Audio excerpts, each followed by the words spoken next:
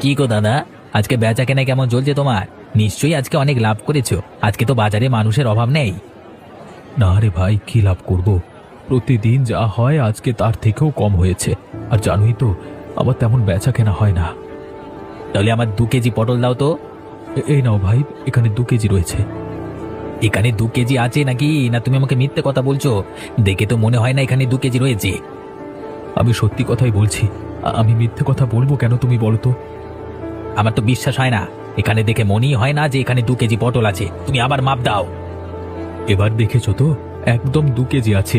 2 কেজির একটু বেশি হবে। তোমার মাপায় গন্ডগোল আছে। আমার তো দেখে মনে হয় না এখানে 2 কেজি পটল আছে।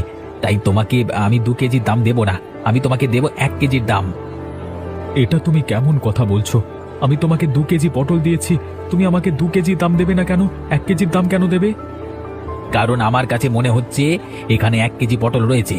যদি তুমি বেশি কথা বলো তাহলে তোমাকে 1 কেজি নয়, ½ কেজি দাম দেব। এই তো, তোমরাও আমাকে ঠকানোর চেষ্টা করছো। আমি তো তোমাদের সামনেই মেপে দিলাম। এখানে 2 কেজি পটলই রয়েছে, 2 কেজির থেকে বেশিও আছে। সেখানে তোমরা যদি আমাকে 1 কেজির দাম দাও তাহলে হয়? তুমি বড্ড বেশি কথা বলছো। তোমাকে আমি একটা পয়সাও দেব